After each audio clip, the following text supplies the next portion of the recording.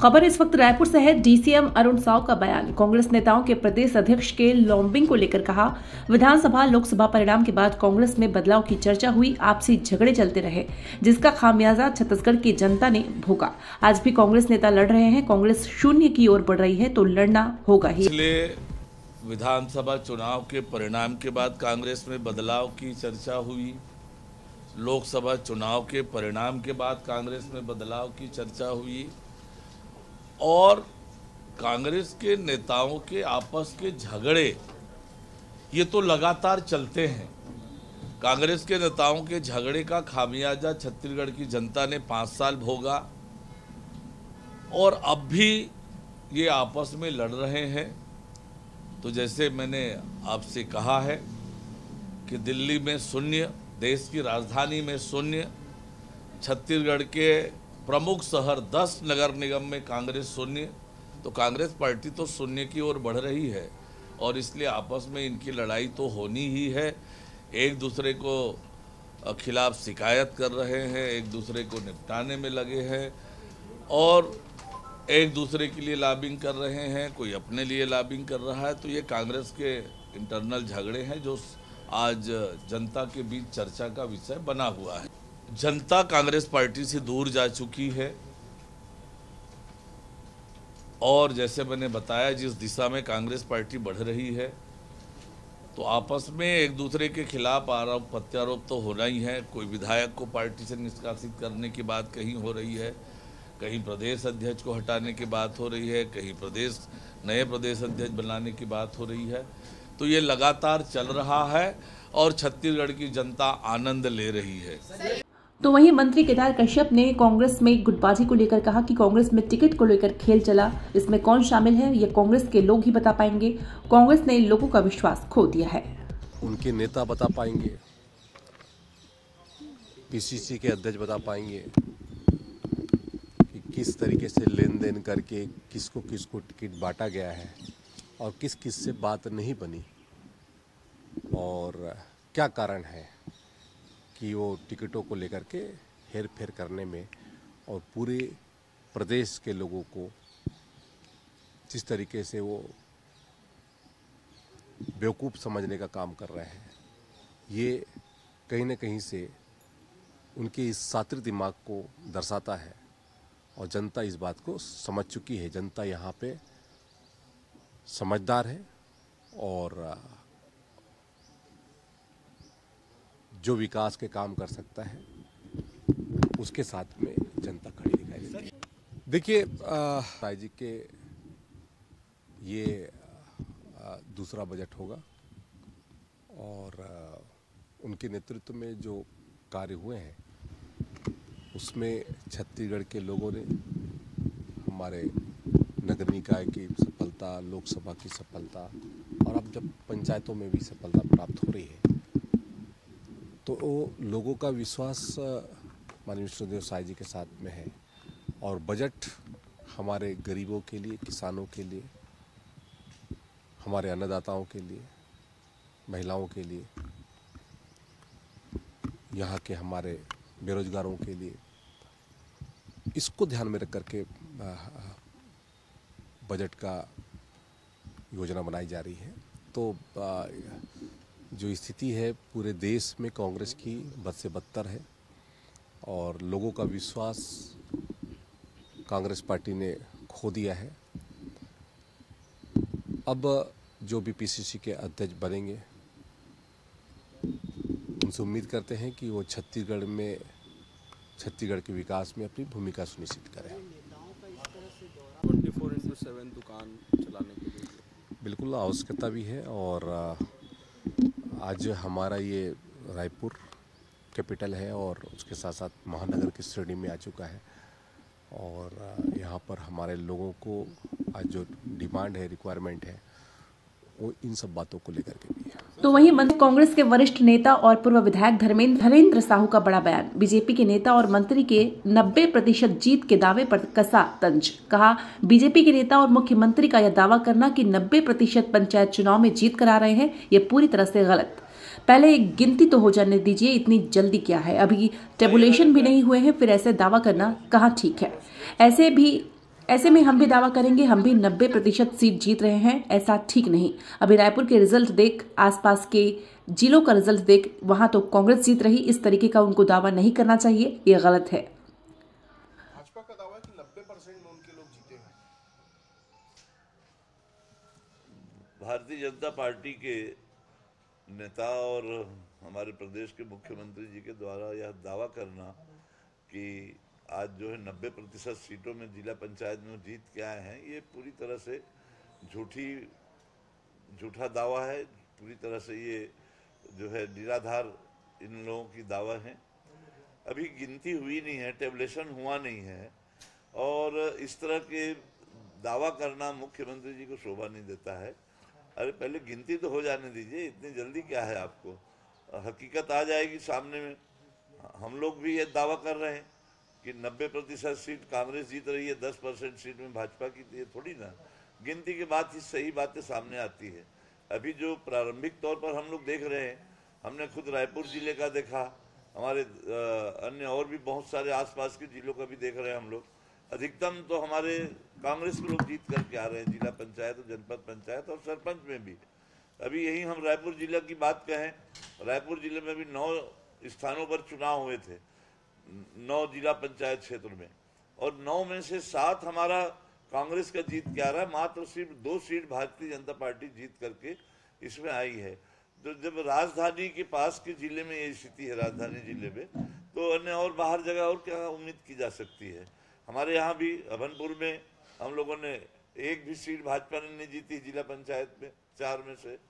इसी तरह से जनपद पंचायत में हम लोग लगभग 50% आधी सीटें हम लोगों ने जीती है।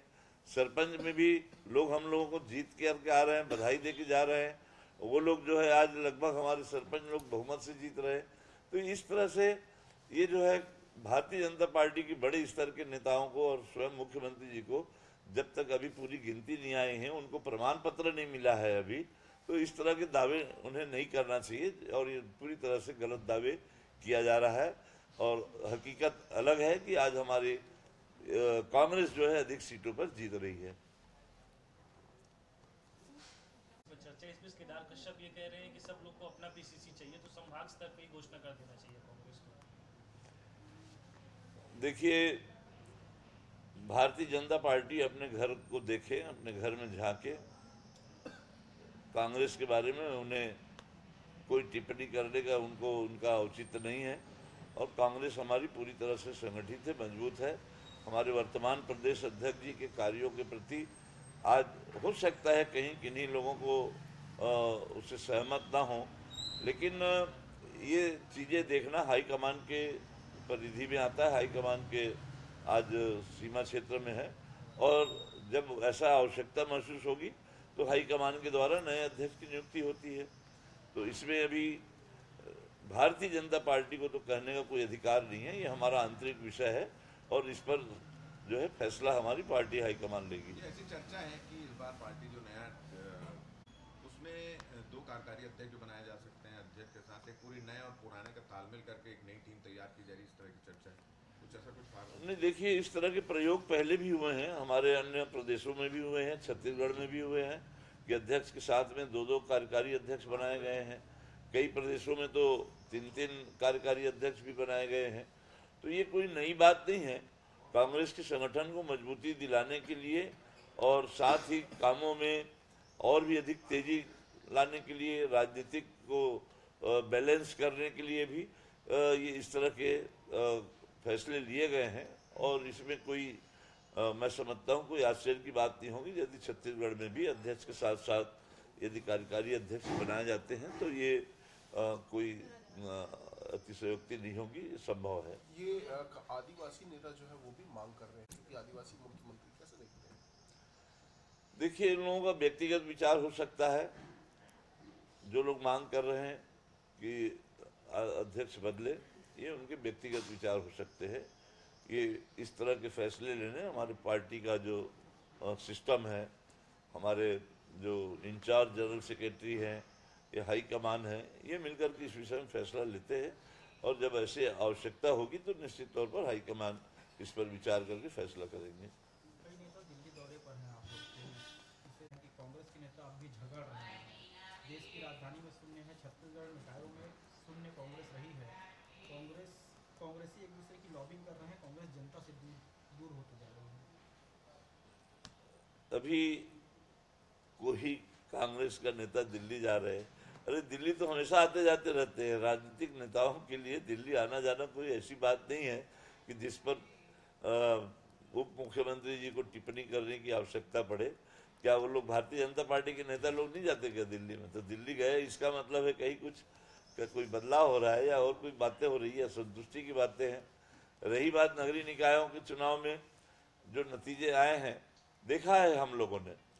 हम लोग रायपुर नगर निगम का ही बोलते हैं और भी नगरीय निकाय क्षेत्रों में इन लोगों ने जिस तरह से परिसीमन किया है, परिसीमन करके आज जो है पूरी तरह से इन लोगों ने अपने राजनीतिकरण कर दिया। परिसीमन करने के बाद में उन्होंने अपने फायदे के दृष्टिकोण से वार्डों का परिसीमन किया और उसके कारण ये स्थिति बनी कि जो है हमारे एक एक वार्ड में पुराने भी और नए भी दावेदार होने लग गए।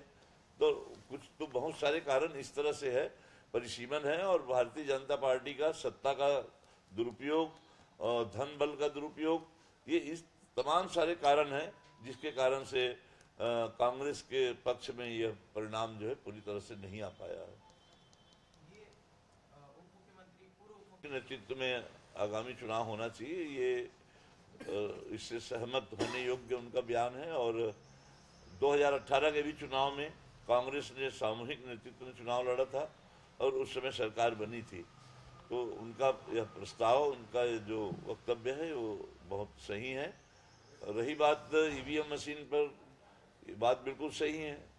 जहाँ पर ये ईवीएम मशीन बनती है और भी अमेरिका जैसे देश है, जब वहाँ का राष्ट्रपति ट्रंप जैसे जो बड़े अंतर्राष्ट्रीय स्तर के जो नेता है वो जब ये बोल रहे हैं कि ईवीएम मशीन बंद होना चाहिए, तो निश्चित तौर पर यहाँ भारत में भी, इस देश में भी लोग मांग कर रहे हैं। सुप्रीम कोर्ट के सभी तमाम वकीलों ने मांग किया है, लेकिन इसके बावजूद भी, सब राजनीतिक दलों की मांग के बावजूद भी ये हठधर्मिता है भारतीय जनता पार्टी की सरकार को, क्योंकि उसके माध्यम से वो लोग धांधली करके सरकार बनाते हैं और इसीलिए वो लोग चाहेंगे नहीं कभी कि ईवीएम मशीन बंद हो। और यदि निष्पक्ष चुनाव होना है इस देश में तो निश्चित तौर पर पुरानी प्रथा जो है, परंपरा है हमारी जो बैलेट पेपर की, उसमें जाना ही होगा। सर, ये 24 घंटे शराब की दुकानें देखते हैं। अभी जो छत्तीसगढ़ सरकार ने अभी जो नए कानून बनाए हैं, नए अधिनियम लागू किया है इस प्रदेश में कि 24 घंटे दुकान खुले रहेंगे। इसमें सारी दुकानें आ गई हैं, उनकी शराब की दुकानें भी आ गई हैं। इससे निश्चित तौर पर अपराध में बड़े पैमाने पर बढ़ोतरी होगी। आज जो एक निर्धारित अवधि है उसमें हम लोग देखते हैं कि आज जो है नशाखोरी इतना बढ़ गया है छत्तीसगढ़ में कि आज पूरे हिंदुस्तान में छत्तीसगढ़ का नाम जो है बदनाम हो गया है। नंबर टॉप पर है, 1 नंबर पर है आज छत्तीसगढ़ की सबसे अधिक शराब की बिक्री जो है छत्तीसगढ़ में हो रही है। अब रात भर खुली रखेंगे तो ये दुगनी बढ़ जाएगी अभी, तो लोग और जो है दुगनी मात्रा में नशे का सेवन करेंगे और नशे का सेवन करना मतलब अपराध का बढ़ना है। निश्चित तौर पर इससे अपराध बढ़ेंगे। दूसरी ओर आज बॉम्बे, दिल्ली जैसी बड़ी शहरों में भी आज 24 घंटे दुकान खुली नहीं रहती है।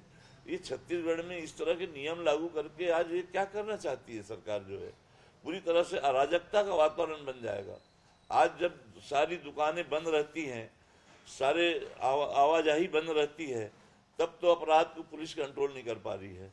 जब रात भर लोगों की आवाजाही रहेगी तो पुलिस क्या कंट्रोल कर पाएगी? अपराधियों को कैसे आइडेंटिफाइड कर पाएगी कि अपराधी है या नहीं है? ये इससे पूरी तरह से अराजकता का वातावरण आज पूरे प्रदेश में बन जाएगा। इस अधिनियम को तत्काल वापस लेना चाहिए। दूसरी बात इसी में है जुड़ा हुआ कि श्रम अधिनियमों का खुलकर उल्लंघन होगा। अभी श्रमिक कानूनों का जो आज हमारे श्रमिक साथियों का जो संरक्षण आज मिलता था कानून का, वो समाप्त हो जाएगा। गुमास्ता एक्ट समाप्त करने के बाद में 24 घंटा दुकान खुले रखेंगे आप तो श्रमिकों का शोषण होगा, उनसे अधिक ड्यूटी कराई जाएगी, उनसे अधिक काम लिया जाएगा। नहीं, बैलेट से हो रहे हैं ना चुनाव, इसीलिए तो हम लोग बोल रहे हैं बैलेट से चुनाव हो रहे हैं तो ज्यादा अधिक लोग जीत करके आ रहे हैं। ये एक और शिकायत हुई है उनके खिलाफ, उनके बेटे ने काम किया, उसका वीडियो वायरल भी हो रहा है। कांग्रेस के जो सचिव हैं उन पर शिकायत भी की गई है। अब वहाँ पर जिला कांग्रेस कमेटी से रिपोर्ट प्रदेश कांग्रेस कमेटी मंगाएगी और उसके आधार पर वास्तविकता की जानकारी लेकर निश्चित तौर पर जो पार्टी का जो अनुशासन है उसके दायरे में सभी लोग आते हैं, तो निश्चित तौर पर उस पर पार्टी जो है संज्ञान लेगी। ये एक चीज देखा जा रहा है कि नगर निकाय चुनाव जब से हुआ तब से लगातार जब कांग्रेस की सरकार थी तो कोटा कम होता था, अब डबल इंजन की सरकार है फिर भी कोटा बढ़ाया नहीं जा रहा और आज नीलामी करने की स्थिति आ रही है।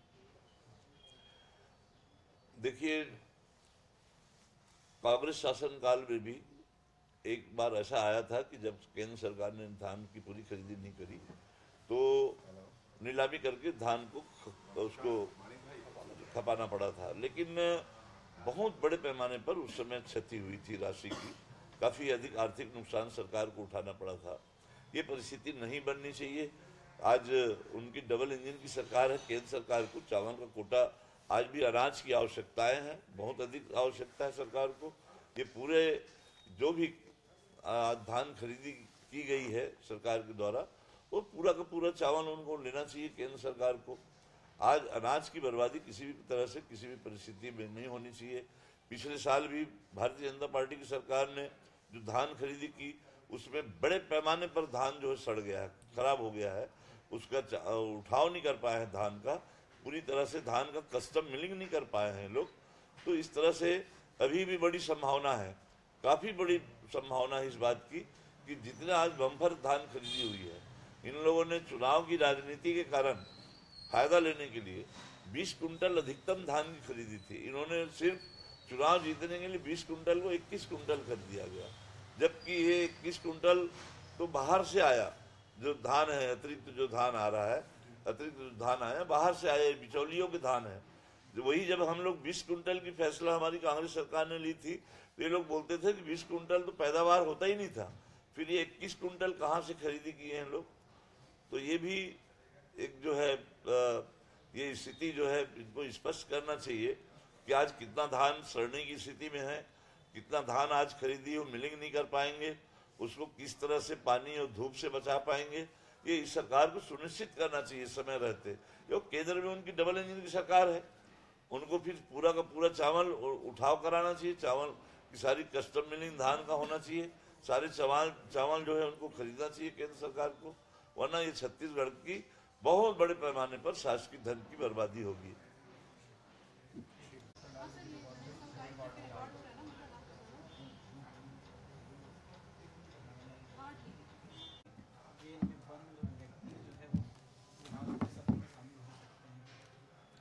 वर्तमान में विधानसभा के नियमों में यह प्रावधान है कि यदि कोई विधायक किन्हीं भी कारणों से उपस्थित नहीं हो पाता है विधानसभा के सत्र में तो उनको विधिवत अवकाश लेनी पड़ती है, और साथ ही अवकाश लेने के साथ साथ वो किसी को भी अपने पूछे गए प्रश्न को किसी भी अन्य विधायक साथी को उनके माध्यम से पूछने का अधिकार अभी तक दिए जाने का प्रावधान है।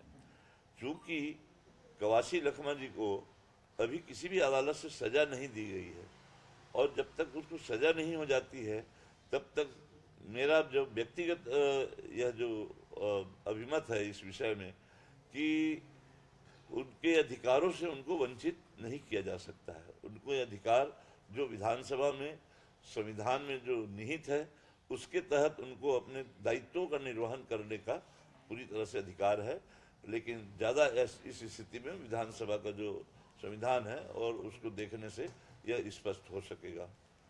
ठीक,